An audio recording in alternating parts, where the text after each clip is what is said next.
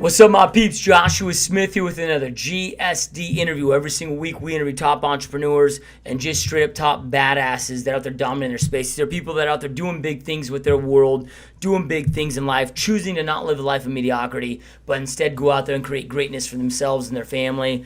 So today, you guys, we got a great guest on, a special guest on. This is a guy that's doing massive things in the real estate business, uber successful entrepreneur. So really stoked, honored, and excited to have Greg McDaniel on the show. Welcome to the show, my friend. Joshua, dude, I cannot wait to break it down for your people, man.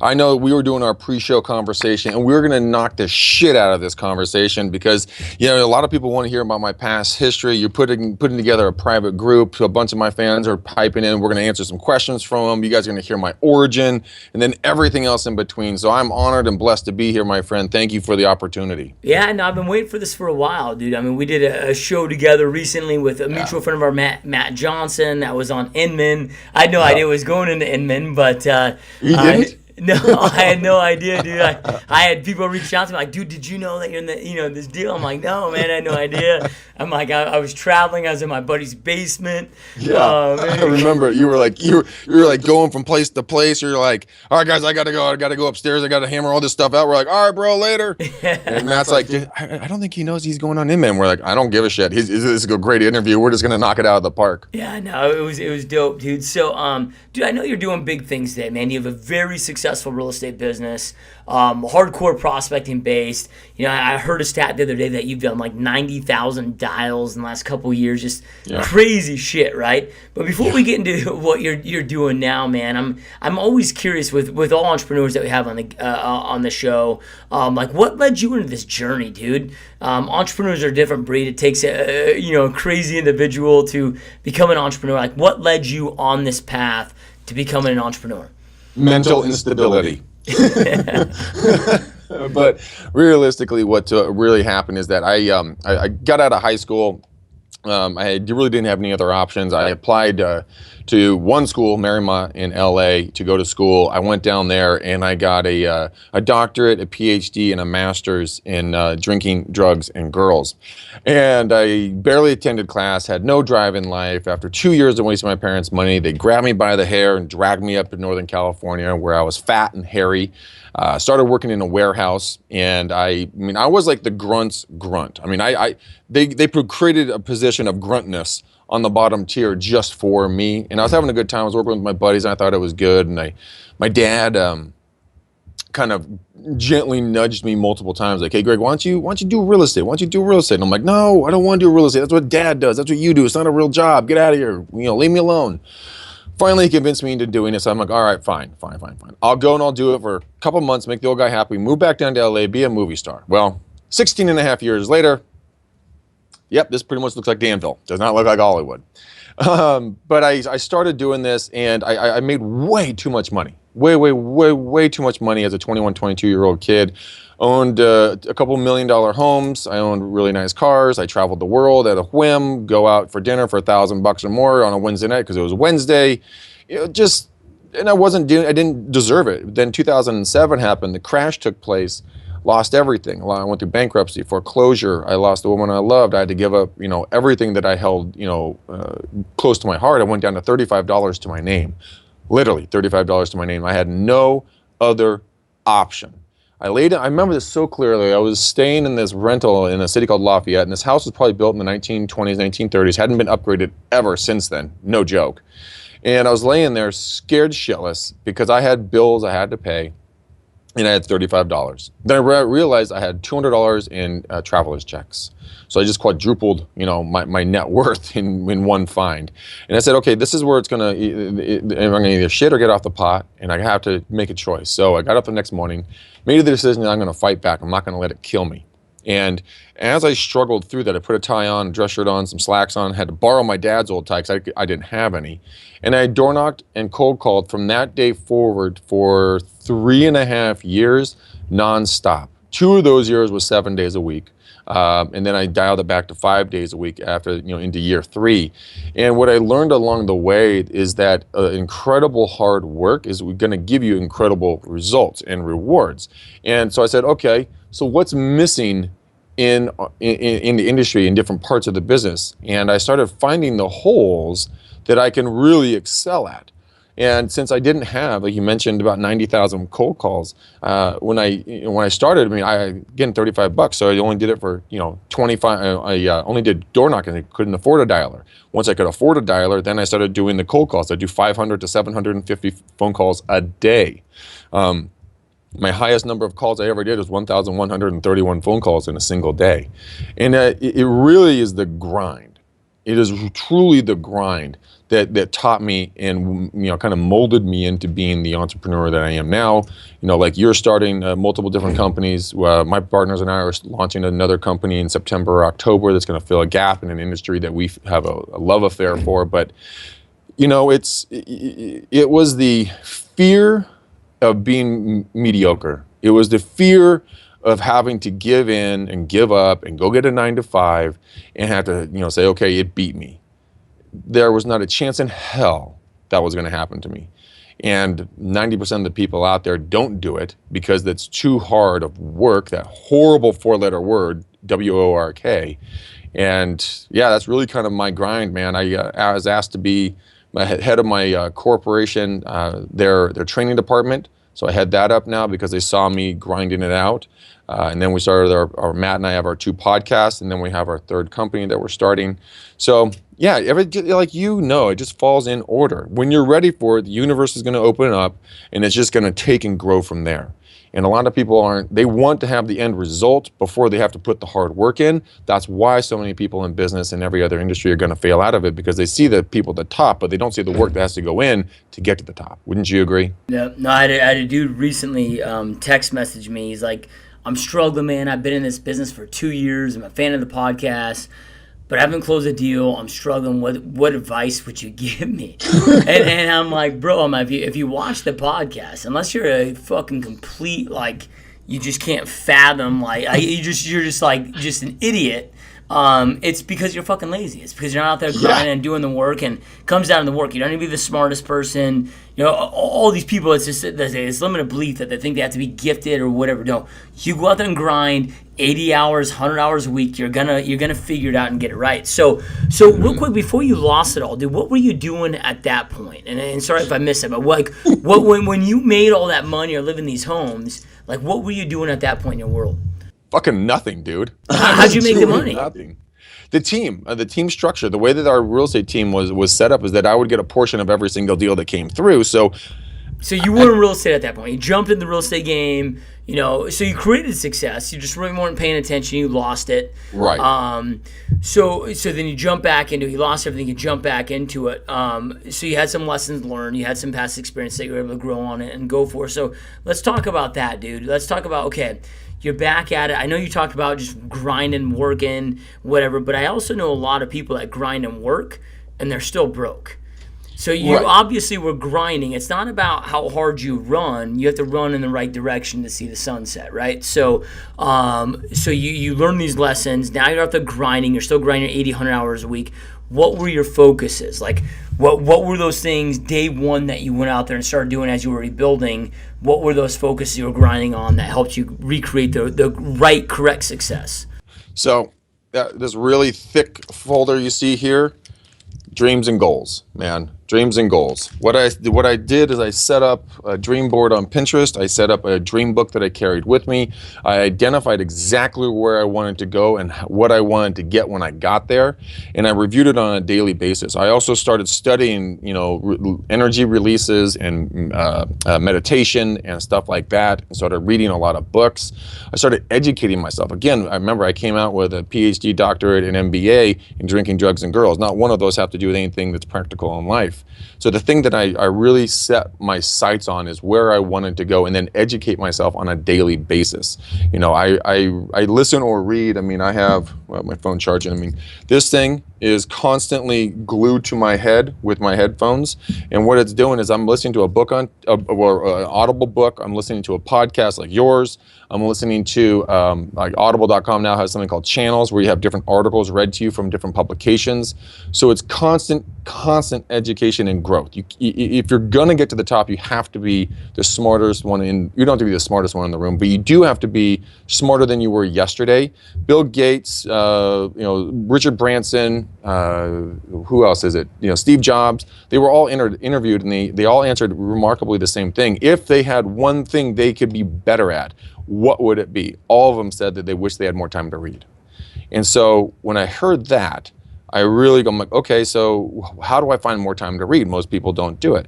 And so what I did is, in the car ride, guys, to and from, there's a national study done that, average car, what do you call it? Commute. God, losing my mind. Commute to work is 25 minutes. From work back home is 25 minutes. So you basically have an hour of time that you can be listening and educating yourself. The national average for a human or American that reads a book, they usually read one book a year and generally don't finish it, and it's some sort of a novel.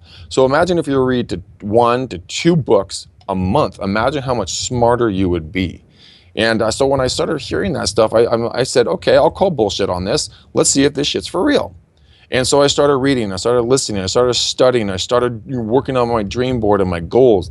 Dude, Joshua, I gotta tell you, man, shit came out of nowhere so fast when you started focusing your energy on it. And that is really what really pulled me out. That's really what got me to where I am now, into my next levels as I continually grow. You can never stop growing. Yeah. Ever. Yeah, I couldn't agree more, man. And same thing with me. People were always like, dude, like my third year in the business, I went from doing 280 in commissions to 1.3 million. And they're always like, dude, like what revolutionary new thing did you start doing? I'm like, I just went to work on me, bro. Like it was the dude showing up doing the activities that changed. And of course, so that spawned into, hey, that taught me how to go out there and hire and delegate and leverage properly to continue growing my business. So couldn't agree more, self-development's critical. Okay, so you're learning all this, you got the self-development, but what about the tactical shit? Like what at that point, go from being like making massive amounts of money, losing everything, you're worth $35, now you're self-developing, but what was the tactical day-to-day stuff? Because a lot of people that are listening to this, watching this, so they may be struggling like, okay, look, dude, I'm reading the books, man. But I know a lot of people that read the fucking books and are massively broke, dude. And I think we're in this almost a stage of over-information and not enough action. So like, what were the action steps that you started doing instantaneously that started creating the success back for you? Getting the fuck off the couch. Actually following through on what these things talked about. My tactical moves were, I figured out where my strengths were and where my weaknesses were. And I knew for a fact that when I was started in the real estate business, like I told you, I came back fat, hairy, and like a drunkard from college. My father wouldn't let me near someone, so he sent me door knocking for a year straight, 5 days a week, 6 hours a day. My ass was door knocking. And so I would say, I'm really, really good at door knocking. So let's start there. Let's build a base. Let's do what I'm good at. And then I pushed myself every single day to do one thing that either made me nervous or made me afraid. Eleanor Roosevelt said, the classic saying of do one thing every day that scares you to death. So I did it. No matter if it was maybe talking to a hot chick, if it was going to that last door, it was making that going to that FSBO call, whatever it was. My tactical moves were find out what I'm good at, see where I want to go, and put together an execution of a plan. And you have got to have a why that's so strong within inside of you that it will overcome and circumvent anything that hinders you and stops you from going out and getting your goal. So you guys that are sitting on the couch scared or whatever else or nervous, what's your why? Simon Sinek has a book that says Starting with Why. If you guys don't know Simon Sinek, go check him out on YouTube. He's absolutely amazing. He'll change the way you think. But I figured out what my why was. My why was I never want to be in that situation again. And so that's what I did. I just got out of my own damn way and started putting action that I learned from the books. And most people are they're so good at reading self-help, but they feel good about it. They never put it into action because they feel good about it. And that's where there are chronic, self-help self-help gurus out there that will suck your money out of you because they just give you feel good shit. But you've got to go out and do the work. Nobody is going to give you the money. Not even the lotto will give you money. You will lose it if you win the lotto, like the $541 million that's up right now, which is absolutely asinine. But I mean, if you attract it into your life, it's going to leave you at some point. So you got to become a better person. What was the saying? This is the one I want? It's not what you want to be, but who you need to become. And so I had this posted on my wall until they repainted everything this week. And I looked at it and I read it every single day. I'm like, it's not what I want, it's who I need to become. So who do I need to become? I need to become this person. Great, what does that person look like? This person looks like this, is educated at that, so on and so forth. And I went right down the channel, and that's where I ended up today. So you're out there door knocking, man, which turned things around for you. When you're door knocking, like, what doors do you knock and what do you say to get business? Every single door. Our right outside this wall, right behind this camera, they're all multi-million-dollar homes. So we're a luxury marketplace. I walk up to the door. I say, hi, my name is Greg McDaniel. I'm with the McDaniel Callahan Real Estate Team. It's either I'm talking about just listed, just sold, we have a buyer for the market area, we're inviting to an open house, or I'm just mainly prospecting. So I just sold a home. It's an easy one. There's a home that just sold around the corner. It sold for, $46,000 over its listing price, and it did it in 5 days. So I'm coming out here and I'm just kind of letting you guys know the good news that the market is still appreciating, and wanted to just see if you had any questions about the market, maybe, or about the home, or maybe if you guys are maybe thinking about making a move, that maybe we can take advantage of these prices. You have that conversation, then you work down the script of the family, occupation, recreation, and dreams, the Ford script that you work down to get a conversation going, build a relationship in trust, and then go on from there. And it doesn't matter what kind of marketplace you're in. I don't care if they're $20 million homes, guys. There's still humans that are behind that door that put their pants on one leg at a time. If you're not in real estate, you got to think about any other industry. The people that you're going after, they want what you're selling, but they don't want to be sold. It's a cliche, I get it. But if you have to go in there without having commission breath and be willing to build a relationship and do something for them, if you give something to someone first, and they will be much more likely to give something back. The law of reciprocity kicks in. So what can you give? What is your value add to these human beings? Is it information, time, a product? What can you give to them that'll make their life better? As soon as you solve that, then they're going to automatically want to help you. All right, so you're knocking on my door. I'm like, Greg, awesome meeting you, bro. Congrats on the recent sell, dude. I'm not looking at selling. We just bought this house a year ago. No interest in selling. Because that's the reality of it. Like, I had a team meeting with all my 25 teammates, and I'm like, dude, how many of you are looking to buy and sell a house right now or in the near future? Not one raised their hand. So I'm like, why are you guys getting so bent out of shape when all of our prospects are looking to buy or selling? It's a long-term relationship game. The game is get people to know you, like you, trust you, be aware of what you do for a living, stay in touch with them frequently. Your business will grow. So what does that value add look like at that point when they reject you to stay in touch with? So in 7 years when they're ready to rock and roll, they know you, remember you, and have somewhat of a relationship with you. So you want to know how I'm going to get a lead out of that person if they're not going to be doing anything, right? Okay, so this is what we do. We came up with this. We call it the carousel. And so what I do is, so you're at the front door. I'm facing you, right? What I'm going to do is I'm going to come around to your shoulder. So I'm going to break the personal space bubble. Then I'm going to take it and I'm going to say, Joshua, I totally appreciate it, man. I get it. But, what about these people, those folks, these house, that house, this house, this house? I go all the way around out all the neighbors. Then I step out from where you are, come back out in front of you when the bubble of personal space is regained. And then it's incredibly awesome to watch how often, it's 9 times out of 10, that what they're going to do, you would say, well, Greg, the people next door, they're a young couple, they just had twins. The people next to them, older couple, very nice, lived here forever. That's a rental over there. This is a young, an entrepreneur, he's always traveling. This couple, wow, if you can make them move, they are just, God, all they do is fight. This couple has been talking about selling for a couple of years, not sure what's going on, and so on and so forth, right? Well, what happened in that scenario right there is 2 things. One, I just found out the couple next door had twins, okay? Now, do we know what that bedroom count is? If it's a 3-bedroom house and they need an office plus a spare room, well, that's a potential sale right there. The couple that's always fighting, that might be an opportunity. I told you there was a rental over there. Great. Go over to that rental, write that address down, go right to the owner of that property, take a photo of that home, and say, hey, Joshua Smith, I know you own 123 Main Street. I know it's one of your rentals. Here's an updated photo of it. Just wanted to let you know what the front of your home looked like and see if you're interested in potentially doing a 1031 exchange and selling this home. So you just pick up multiple different buyers or potential sellers out there just by asking, because you have intel and market knowledge that I have no way of knowing. And if you're going to stay, I'm not going to push you. Because, dude, let's face it, you can draw a seller out, okay? You can never push a seller out of their home. So if I bring value to you and give you some good information and maybe help you get rid of that annoying neighbor that fights, or help get that rental that's a POS and turn it into a nice upstanding piece of property in the neighborhood, then I'm bringing value to you. And I'm not being a traditional salesperson. Yeah, and I love that you brought that up, dude. I think so often us as real estate agents, we think that we're the norm.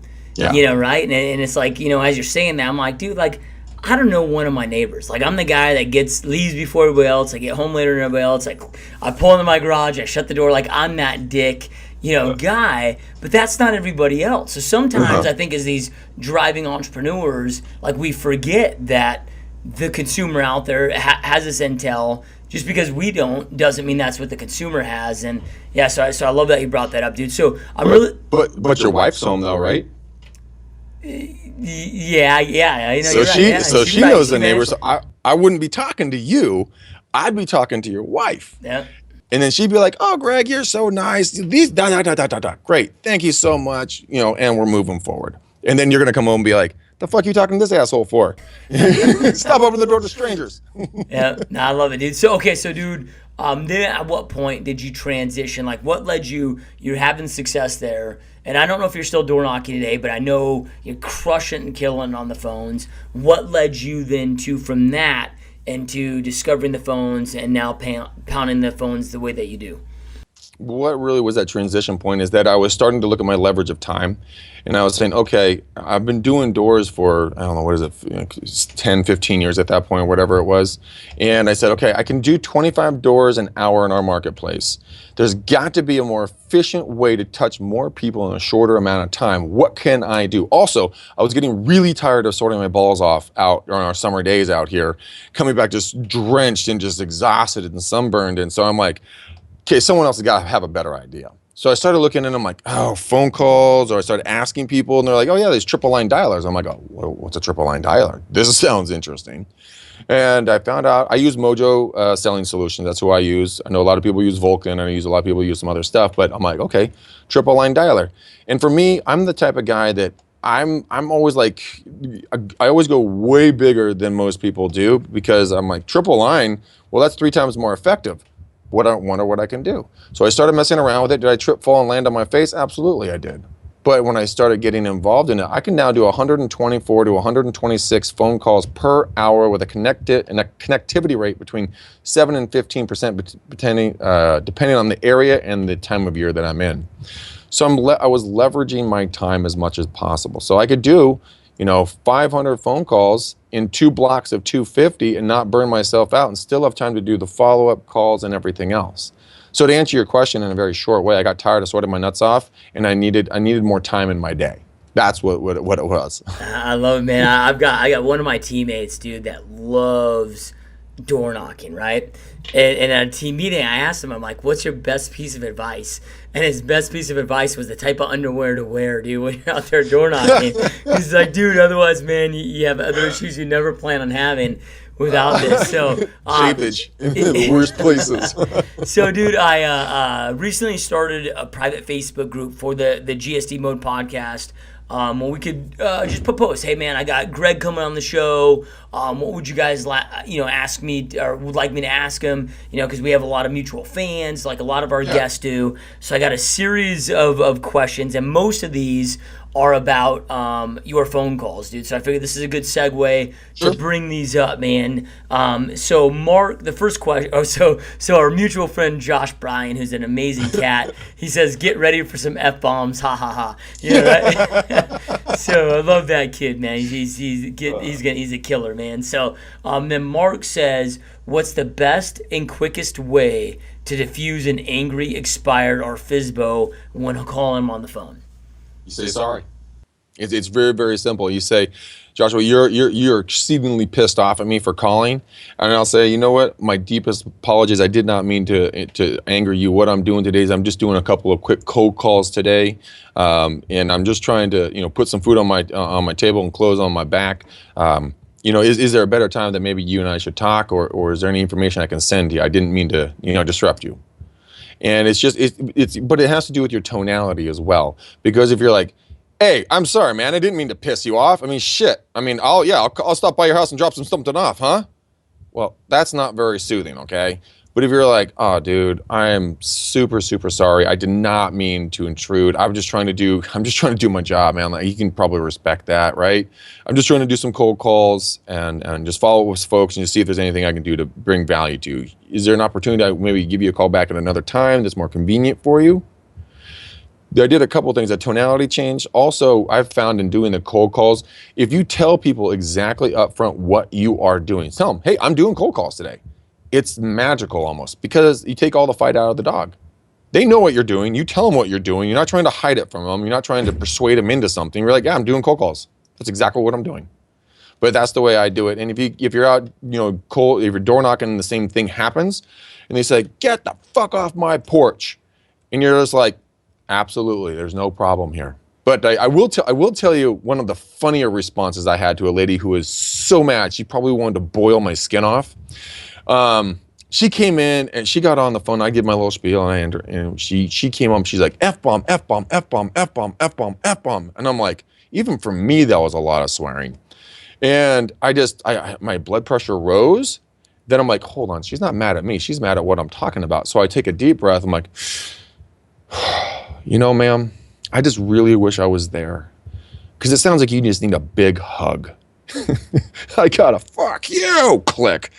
But it was funny. She never called. I never haven't talked to her again. But use humor into it, guys. You got to understand that they're not saying no or angry at you. They're angry at what you're bringing to them. Okay? There's only 3% of the people that actually want to do something right then. So you have a 97% chance of failing right off the bat. There's another 5 or 6% that are going to do something down the road. So you have about an 80% overall fail rate. But that 10% that are actually going to do something with you, awesome responses. And you have to be willing to go through those no's to get to the yes. Darren Hardy, I'm sure that he was a real estate agent for a while. And when he wanted to get into if you guys haven't read the book, it's called The Compound Effect. I know, Joshua, you've read this thing. And he talks about, went to a seminar and he took the seminar director out for lunch. And he said, okay, Mr. Seminar Guy, I want to succeed. How do I succeed the fastest? And the seminar guy goes, you have to fail as fast and as often as humanly possible. And Darren's like, no, you misunderstood my question. How do I succeed? He's like, that's what I mean. Because the pendulum of success swings equally in the pain and success categories. So if you can go out there and find things that are going to be the most painful thing you can possibly do, expireds, FSBOs, make me moves, door knocking, cold calling, following up with anything, those are painful. Find as many of those as possible because your success will swing equally in return. So when that person yells at you, say, thank you very much. I appreciate it. Thank you for your time. Have a nice day. That's how I would do it. I love getting yelled at. I actually do. If I don't get literally, I make it a competition. Like, how bad can I get yelled at in a week? If I don't have a good story, it means I didn't do my job.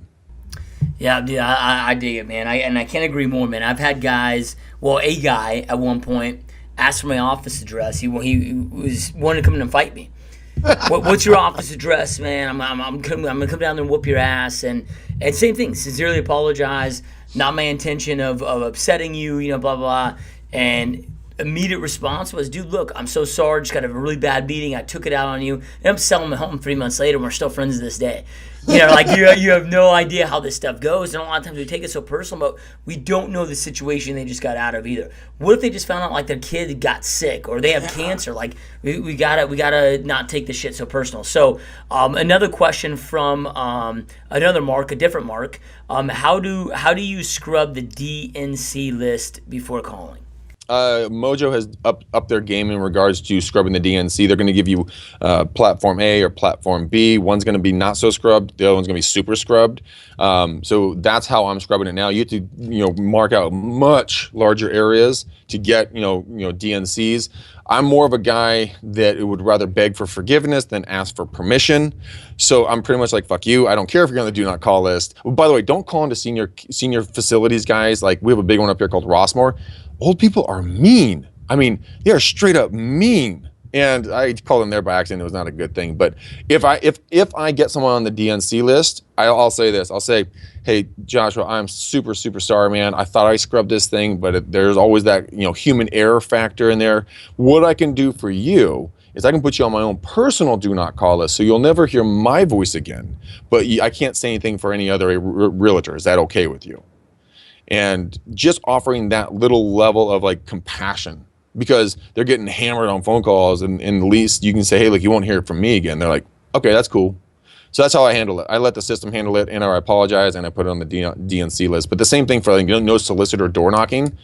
Dude, I don't give a shit. I will definitely knock on those doors. I mean, I love to knock on no soliciting doors. Why?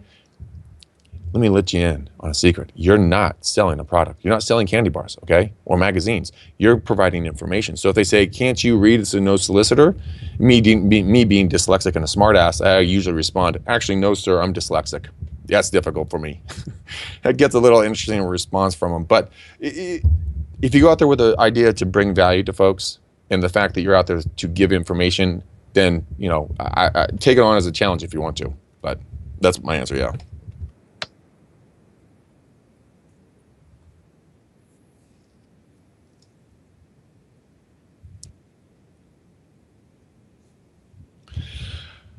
Why don't we try another type of prospecting? Okay, I mean, if you're going to be that petrified of it, look, you're not going to do it. Get on the McDaniel Challenge, and we'll spend an hour and a half to 2 hours of free coaching calls, and I'll walk you through it and find a prospecting method that you're actually going to want to do. In today's day and age, guys, there's so many different ways of prospecting. Just networking, going handing out this thing. It's called a business card. You know what? If you hand out 25 business cards a day and you love to be around people, your business will explode and you'll never have to do a cold call in your entire life. Look, calling for me, I did it out of necessity because I was climbing the ladder. I remember so clearly, I was talking to my buddy outside of my parents' house. We were having a big dinner, and he's like, how you doing, man? I said, I'm doing well, man. I have $5,000 to my name. And at that time, that was a lot of money for me, right? And I did it because I had to. So if you want to get over it, you have to have a stronger why that's going to push you through that than letting you sit back on your haunches and just let the day go by. The way I really did it for me, the team was paying the $150 a month for the Mojo dialer. So I moved that over to my credit card. So every single month, if I wasn't doing it, I was burning my own money. That motivated the snozola out of me. And then I went and I booked it into my calendar, and I left it as a bedrock in my calendar. So it's unmovable. So, from this time to this time, I am calling. End of story. I can't have anything else going on. Those were really, really worked well for me. Yeah, and I like your advice, man, of maybe it's time to find a different prospecting method, because I truly believe align with your strengths. I'm not a guy that's a cold caller. I've never liked cold calling. I never enjoy it, but obviously I've sold 5,000 homes. I've been able to do, we've set 8 appointments today off Facebook leads, right? Of people coming to me and open houses. And, what I love about this business is 1,000 ways to skin a cat. So I love that advice, man. So the next question is example calls and FSBO. What's your sample of your expired in your FSBO script? Like, you call them up, I answer the phone. If I'm a FSBO and an expired, what's your opening line? So be very clear, guys. Our expireds, we have 14 of them since January. Our expireds are just non-existent. Our FSBOs are almost non-existent. I'll default back to, what Aaron Wittenstein does. I watch him on Facebook Lives every morning when he does his expired calls. And so it'd be like, hi, is this the owner of 123 Main Street? You're like, yes, it is. I say, okay, hey, my name is Greg McDaniel. I'm a real estate agent with J. Rockcliffe Realtors here in town. I noticed on the MLS that your home just came off the market today. And I was just wondering, how in the heck did that home not sell? And then the dialogue will go from there. That line of how, and I was just wondering, how in the heck did your home not sell? It compliments the owners, but it also gives you the opportunity to dig a little bit deeper and see if there's an opportunity to get a listing appointment.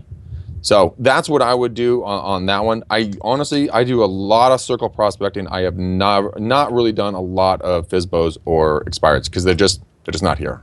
So when you do circle prospecting, I mean, are they true cold calls for you at this point, or have you circle prospect so much where they're like, I mean, they're in your database, you know them, and you continue just hitting that? Because a lot of people, to me, cold calling isn't, hey, a Facebook lead that's signed up on a website, an open house lead. That's not cold calling to me.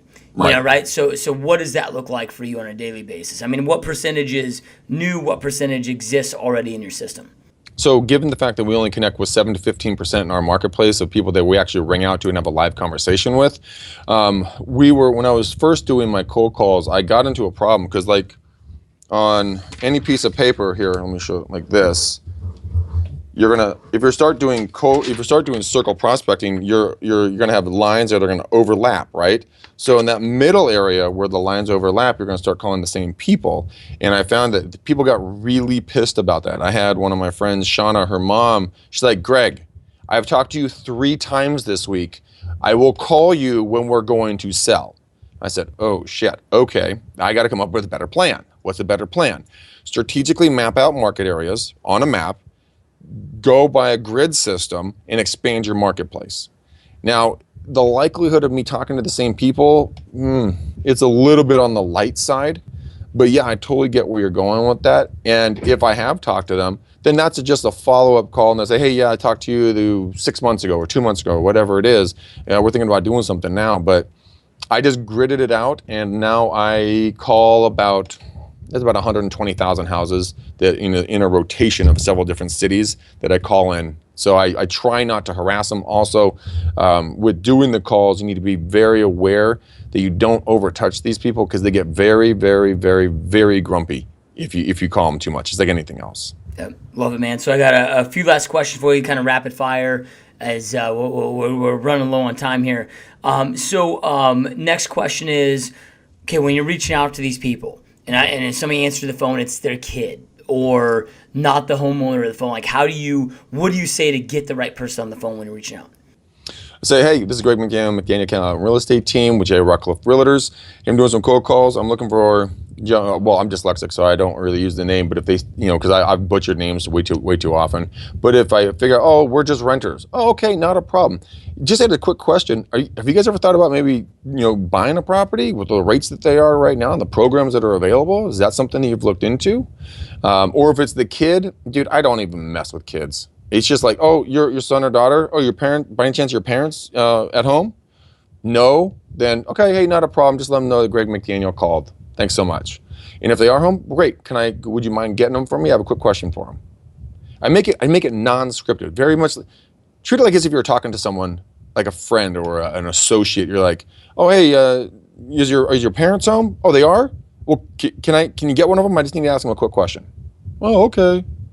Don't be scripted. That's what true scripty, I might say. Yeah, love it, man. So, okay, the vast majority of people that you're probably talking to up front are looking at selling. You have a conversation with them.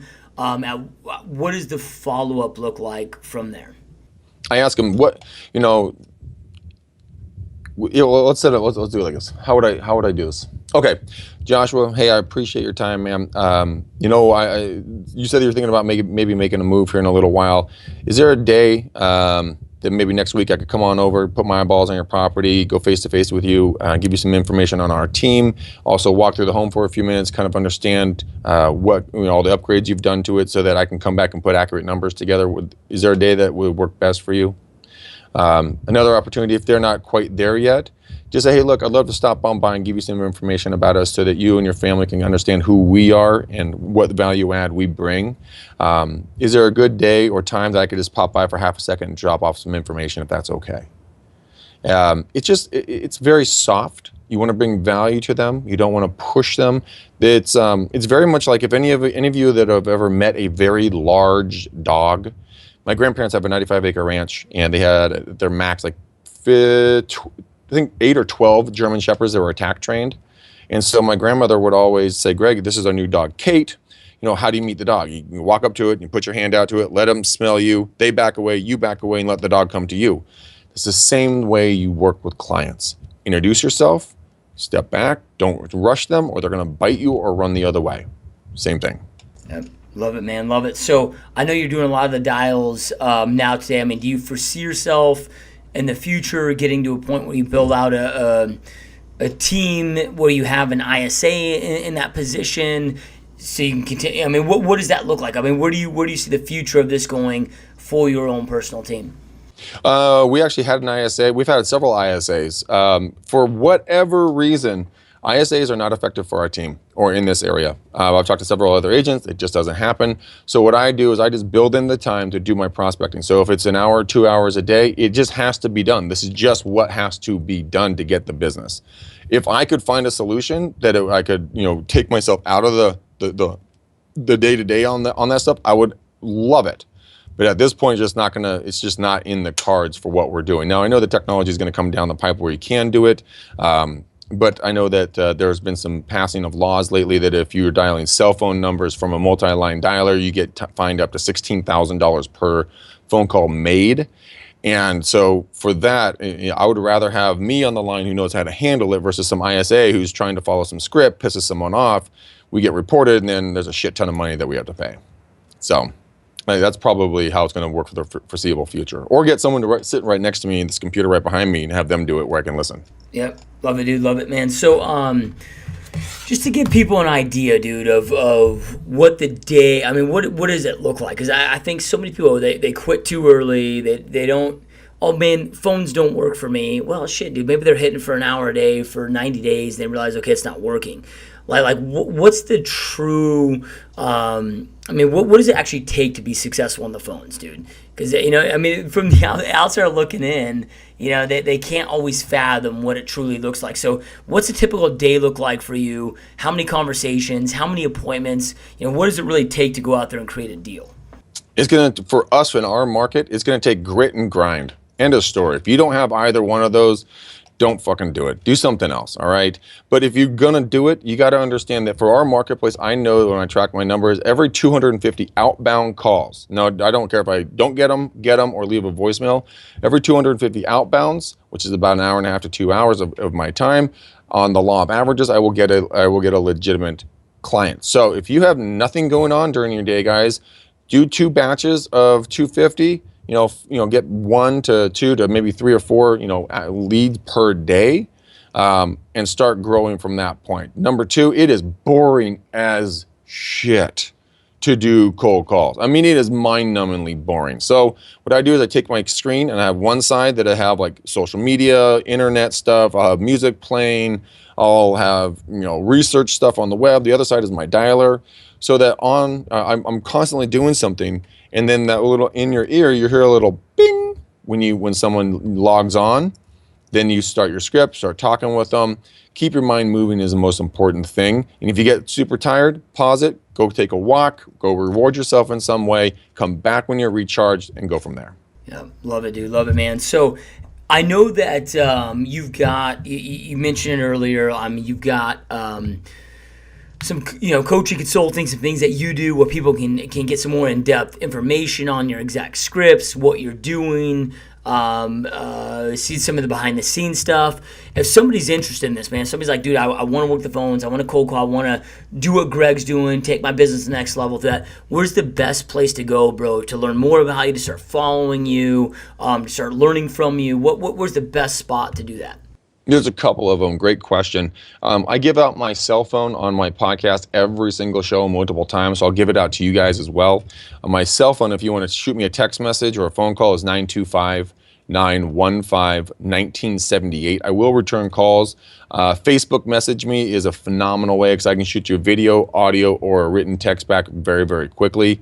So go follow me on just Greg McDaniel. And you go follow me there, watch my Facebook Lives and all the content I put out there. Then also just go to McDaniel Real Estate Systems or Real Estate Uncensored on YouTube, follow our channel, and you can reach out from there. So those are probably the 3 easiest ways to get a hold of me. Love it, dude. What's happening in those Facebook Lives, dude? Dude, I love them. Are you kidding me? It is like crack rock for me. I did 2 of them today, like I was telling you pre-show. I just have so much fun interacting with people, and we could go a whole nother hour. I know you have a hard stop here in a second, but I mean, they are an amazing opportunity to get out and showcase your area, your properties, your neighborhoods, your businesses in the different areas that you work. Build relationships with people. It is so cool, man. So cool. Yeah, are you doing them? No, none. Dude, you got to start doing them.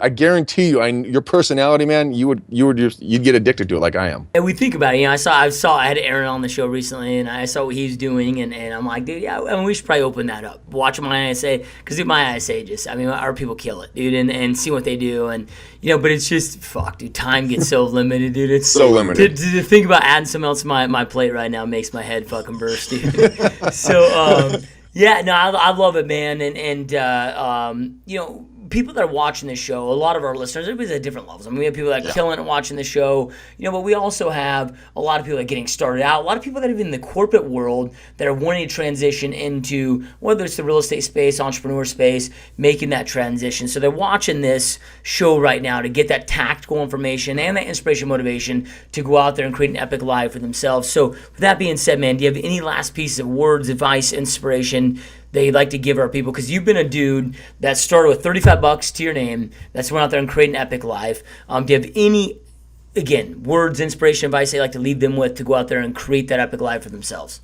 Just believe in yourselves. Absolutely believe in yourself. Find someone that's a mentor. They don't even have to be alive. They can be a dead mentor. Go get a book. Go read about Abraham Lincoln. Go read about Bill Gates. Go read about, anyone, Sir Richard Branson. These guys that started with nothing and built it up, and really understand your why.